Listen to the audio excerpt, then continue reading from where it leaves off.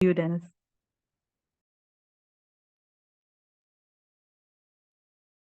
Thank you and good evening to everyone.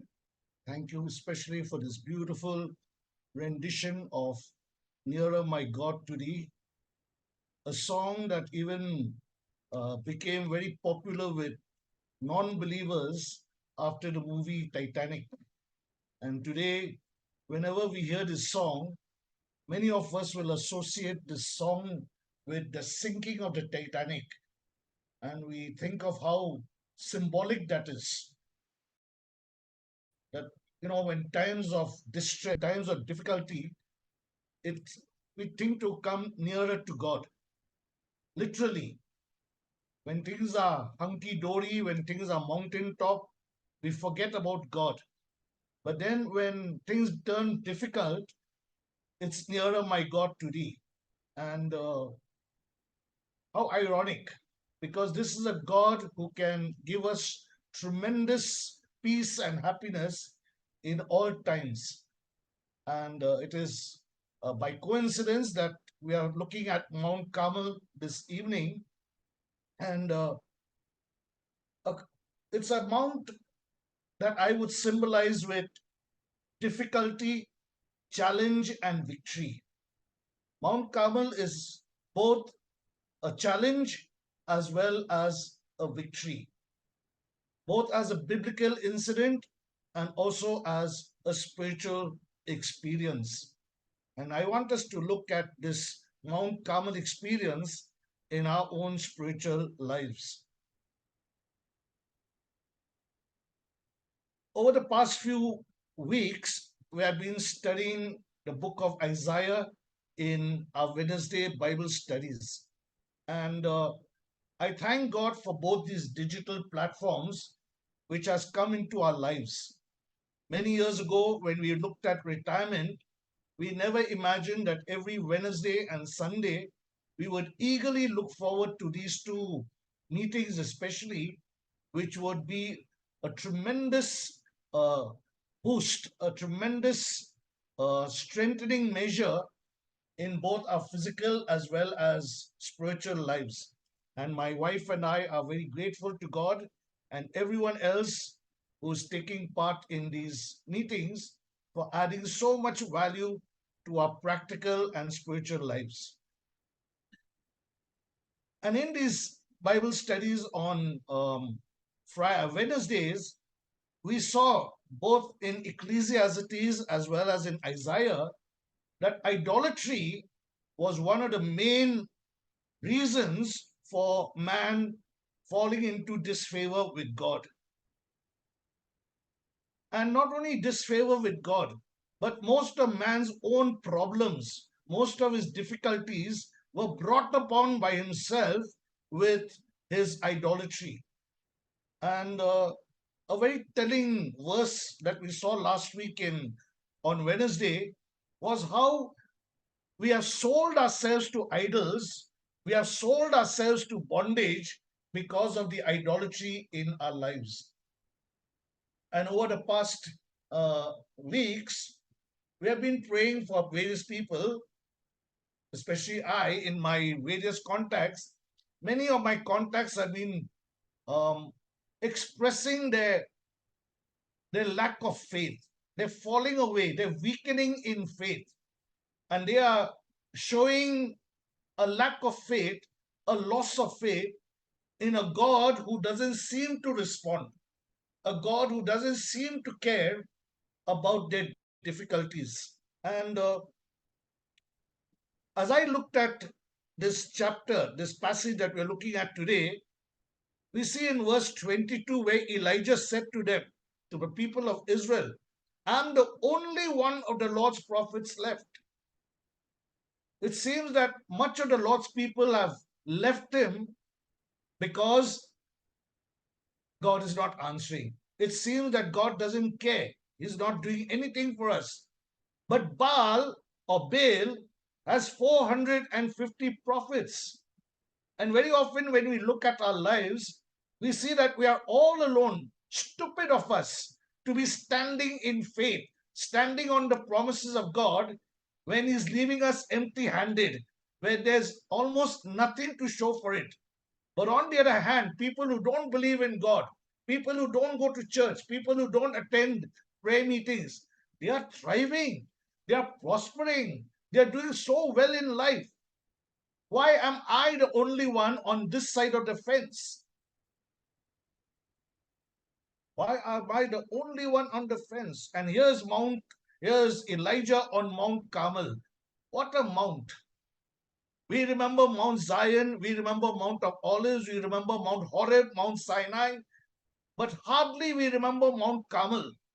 But I feel that Mount Carmel, like Mount Calvary, is one of the greatest mounts in our biblical lives, in our spiritual lives. And here is Elijah on the top of Mount Carmel telling the people, how long will you waver between two opinions? How long will you waver between two opinions? If God be God, then follow him. If Baal is Baal, then follow him. And I was looking for a word that fits in with this verse. And suddenly I remembered a word called prevarication. And this is a very big, I would call it a sin that many of us are committing almost every day in our lives. Prevarication, knowing the truth, knowing that I must say something in defense of God, but not saying it, withholding it. And here is Elijah spitting it out. How long will you waver between two opinions? How long will you prevaricate? Make up your minds. You are either on this side or that side. And I chanced upon these five powerful words. I say I chanced upon because I've read this passage so many times. But only in the past few days, as I was preparing for this message, these five words hit me because it is happening every Sunday. It happened a few minutes ago. It's happening on Wednesdays. It's happening in all the other spiritual meetings that I attend, either physically or online. And what are these five words? But the people said nothing. But the people said nothing. Elijah is asking, how long will you prevaricate? How long will you waver between two opinions? And the people said nothing. On Sunday, the leader says, how many of you read last week's message? How many of you listened carefully? How many of you are willing to react, reflect? And the people said nothing. On Wednesdays, a handful enthusiastically answers questions and take part in the discussions, and the rest of the people said nothing. In church, pastor said, please stand and glorify God, testify of his goodness in our lives, sing a song for him, say something for God. And the people said nothing. And the people said nothing.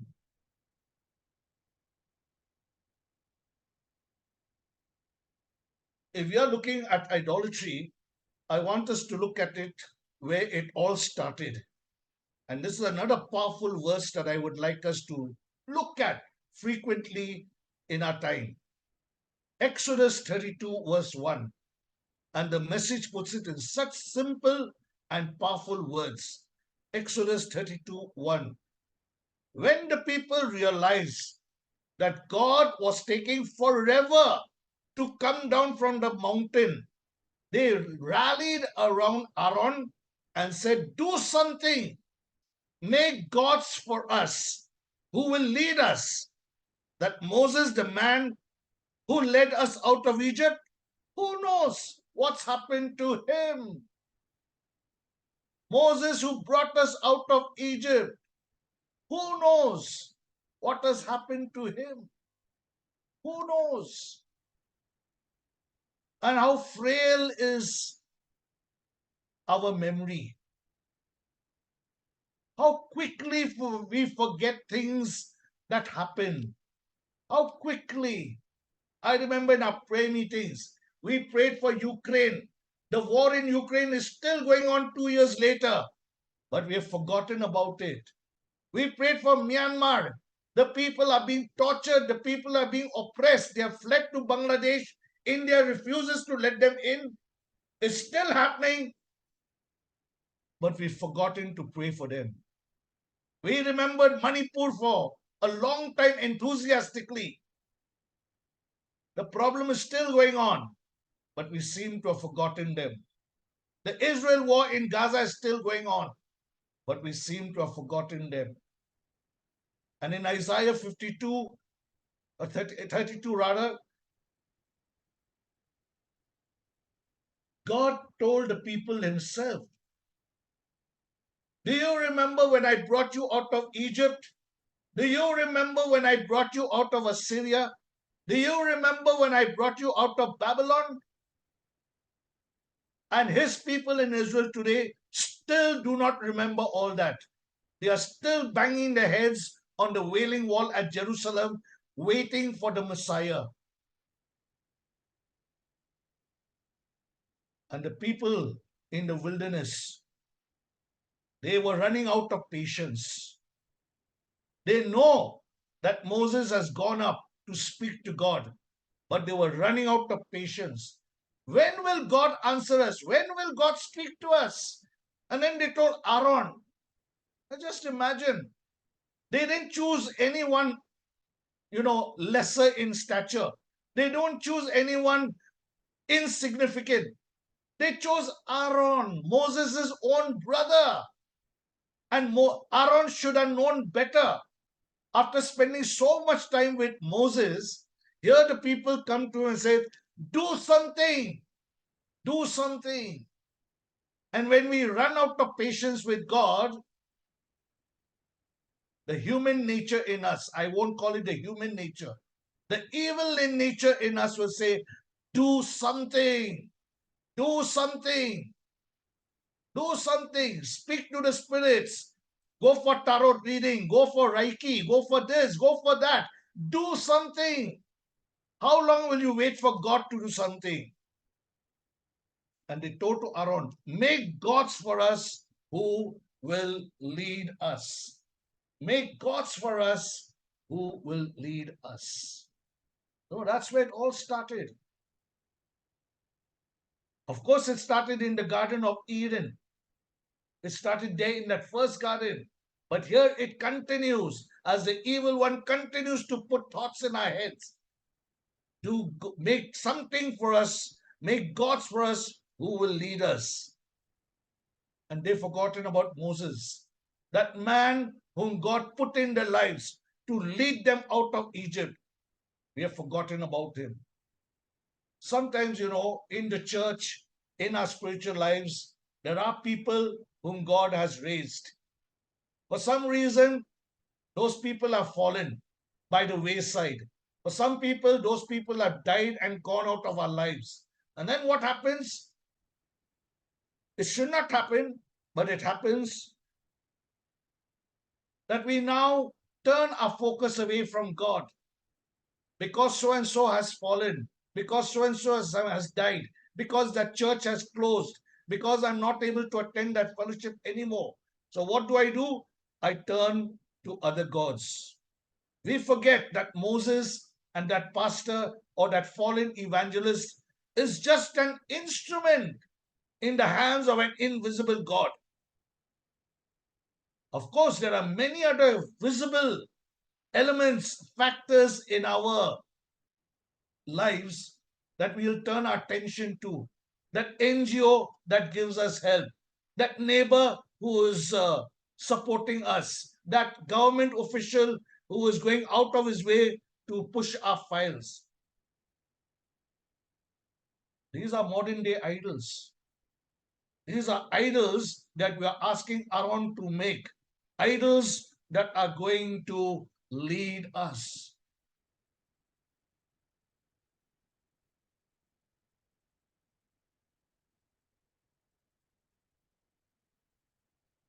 And it is, is so powerful, such a powerful image that when Elijah prepared this challenge, he actually prepared two altars. He asked the people of Baal to make their altar. He gave the design and they made it. The similar design, he made his altar. And here's the challenge: they were to put a bull on it, and he used to put a bull on it, and there's going to be no fire. No fire. And see what he says: the God who answers with fire, the God who answers by fire, he is God. And if you are someone who loves the beauty of English, if you are someone who loves the beauty of English, especially when it comes to the Bible, look at this verse.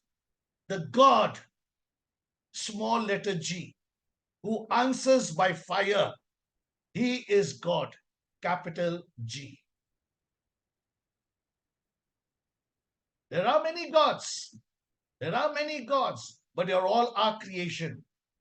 They're all our creation. And they all start with a small letter G. But there's only one God worthy of our praise and worship, worthy of our attention, worthy of our loyalty. And his name starts with a capital G. He is the great I am. He is the great provider, the great shepherd. And he is the one who answers by fire. And when Moses went up that mount at Sinai, Exodus 24, verse 17 tells us, to the Israelites, the glory of the Lord that came upon Moses as he stood on top of that mountain, looked like a consuming fire. It looked like a consuming fire, a fire that would burn everything, a fire that would burn everything. And there are so many beautiful passages in the Bible that talks about fire, especially in relevance to our great God. The refiner's fire, how we will be led through fire and we will come out pure as gold. And Elijah says, the God who answers by fire, he is God. He is God. And so here we see the people of Israel standing at the bottom of the mount. The challenge is there. Two altars exactly the same. And Elijah is going to call upon his God, and the prophets of Baal will call upon their gods. And the God who answers by fire, he is God. Before this, Elijah has asked the people, choose you this day. Choose you this day. Life is all about choice. In 5 days, all of us who are in the Tamil Nadu are going to make one of the most important choices in our life. And may God help us to choose wisely. May God help us to choose wisely. Choose you this day. Elijah says to the people, choose you this day. How long will you waver between two opinions? God has brought you out of Egypt. God has brought you to the boundaries of the promised land. How long are you going to waver? And the people said nothing. And the people said nothing. How long will we waver? How long will we desist from opening our lips and glorifying God? Again in Isaiah 52, as we studied, last week we saw a hurt God, a God who was hurt, a God who was hurt. And it's not surprising, as I prepared for that passage, at that particular Bible study, I realized that if I am made in God's image, surely God has my characteristics, my characteristics, because my characteristics are from God. And if I am sensitive, God is sensitive. If I am hurt, God is hurt. If I'm a jealous man, God says, I am a jealous God. And God says he was hurt. God says, I brought you out of Egypt. I brought you out of Assyria. I brought you out of Babylon. And yet, when my name was being blasphemed in Babylon, in Assyria, in Egypt, you did not open your mouth to defend me. You listened quietly. Many of you married Egyptians, Assyrians, Babylonians. You were living their lifestyle. Are we not hurting God today with the idolatry in our lives, with the idol practices that we are following? The people said nothing. They refused to give God the honor and glory he deserved. And God himself prophesied. He said, and that day will come, and that day will come when all of you will acknowledge that I am God. When all of you, all the nations will say that I am God. Even if you don't say it today in Sunday fellowship, even if you don't say it in St. Paul's Cathedral in Calcutta, even if you don't say it in your family circles, a day will come when all the nations will say that he is God. The God who answers by fire, he is God. And let's turn our attention back to these two altars. The prophets of Baal cut their bull and put it on the altar and started praying. They started praying. And we see how many people in this world pray. They shout, they scream. They work themselves into a mania. They work themselves up into a frenzy. They're hysterical. I have seen people in Calcutta cut themselves with cycle chains and hacksaws and knives, calling upon their gods. And that's what the prophets of Baal did. They shouted, they screamed, they cut themselves, they tortured themselves to a God they created, a God who doesn't have life, a God who can't hear, a God who cannot speak. And of course, nothing happened. Nothing happened.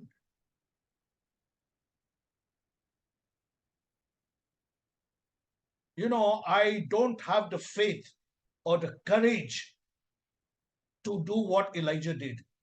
Do you?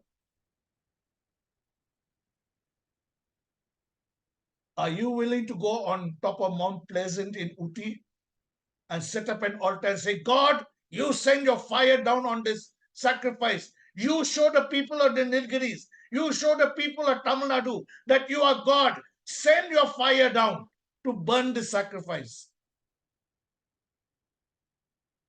I don't have the faith to do that. I don't know if you have the faith to do that. But I think I'm phrasing my question in the wrong way. Am I led by God to do that? Do I have the distinct leading of God to do that? Elijah did, and that is why he did that. And you can read that famous prayer that Elijah did, famous prayer that Elijah prayed. Before that, he had dug a deep ditch around the altar, he had filled it with water. And again, that is symbolic of our own lives, the lives that God asks us to live.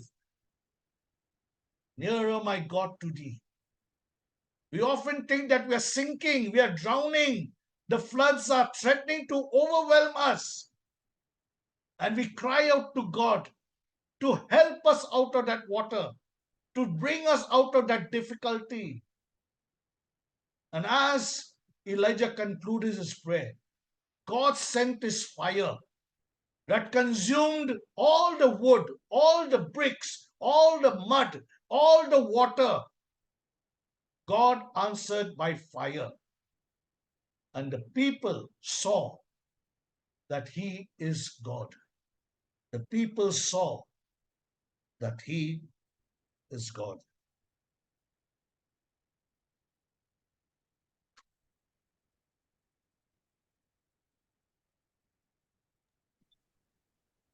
Elijah was a man of little patience, very little patience.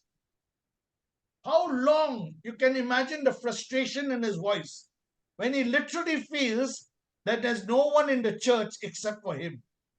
Everyone else is busy with their own agenda, but nobody wants to put their trust in God. So how long?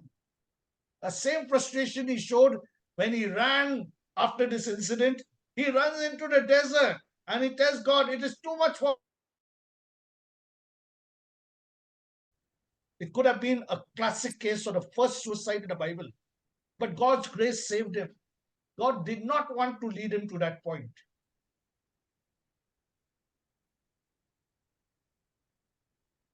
Elijah showed unwavering faith in a God who takes a long time to answer prayers, maybe the God who answers by fire. And let's turn our attention back to Mount Sinai.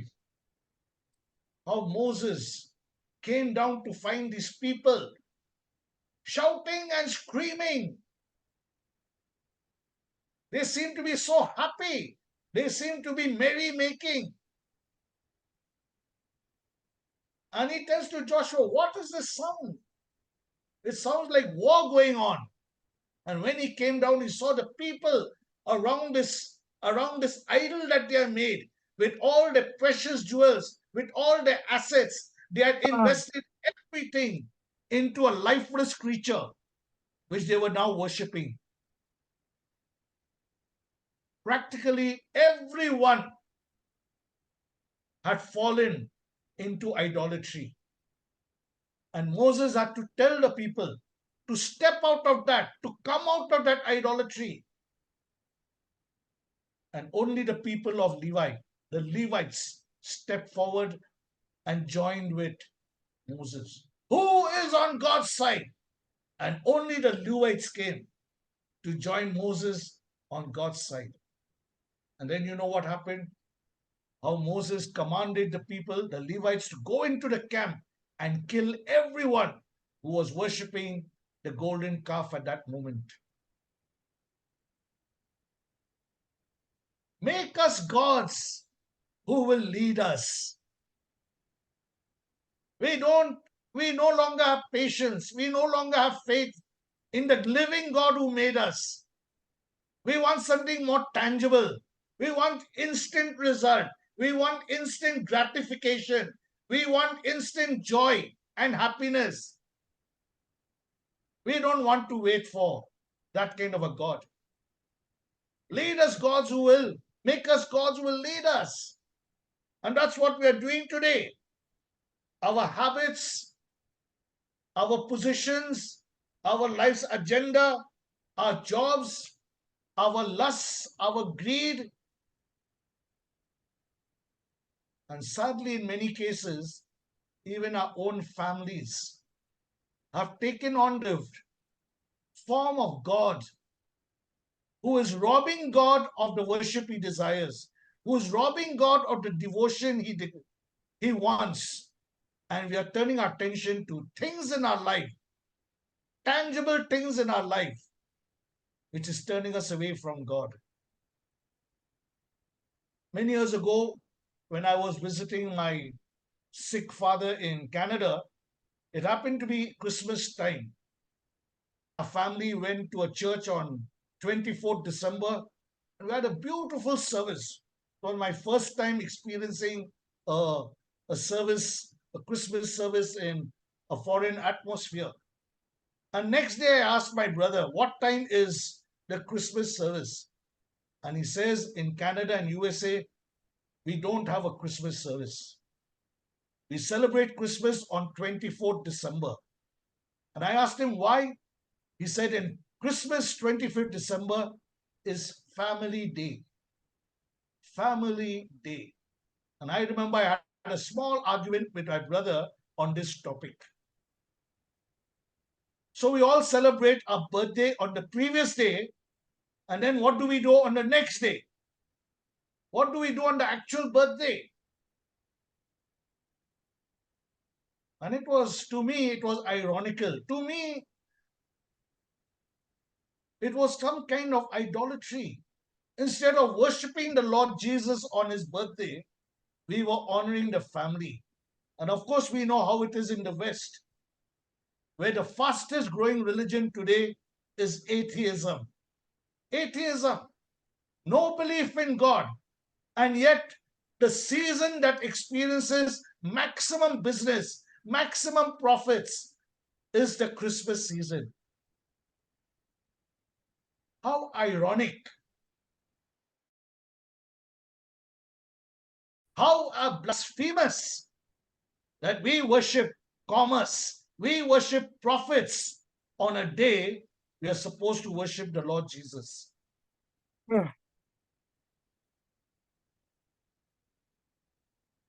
Choose you this God, this day, whom you shall serve. Choose you this day, whom you shall serve. And to many of my students and contacts who have reached out to me in prayer, I have said this one thing: God is not a God who will give you an instant answer to your prayer.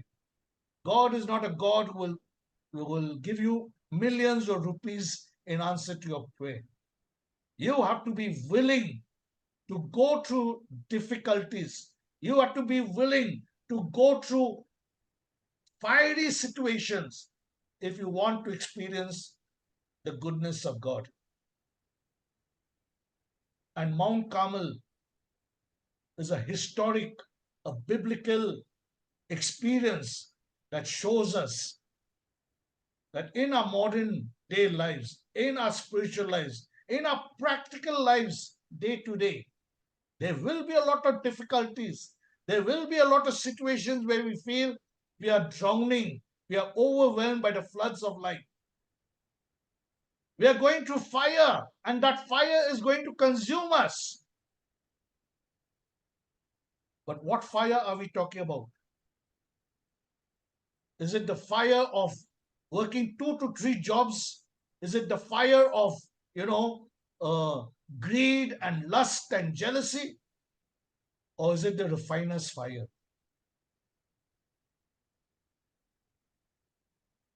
And I want to close with this. The people, after they saw God answer Elijah's prayer, they all saw and they acknowledged that he is God. How long you and I here on Sunday fellowship? How long you and I on Wednesday prayer meeting and Bible studies? How long all of us in our various church circles, in our various family lives, how long will we waver between two opinions? Speaking out for God, will you continue to remain silent? When someone says, the Lord is risen, are you going to keep quiet? Or will you echo, the Lord is risen indeed? The Lord is risen in my life. The Lord is risen and living in me day by day. How long? How long will you waver between two opinions? And it's our prayer that as we go through our experiences every day, every week, yes, it may be a baptism by fire, it may be a constant struggle through fire, like Daniel's 4 friends, the 3 friends were thrown into the fiery furnace. It was a trial by fire, and God answered by fire. He sent his own son into that fire, standing by those 3 men, those 3 youths. The God who answers by fire, he is God. He is God. And may you and I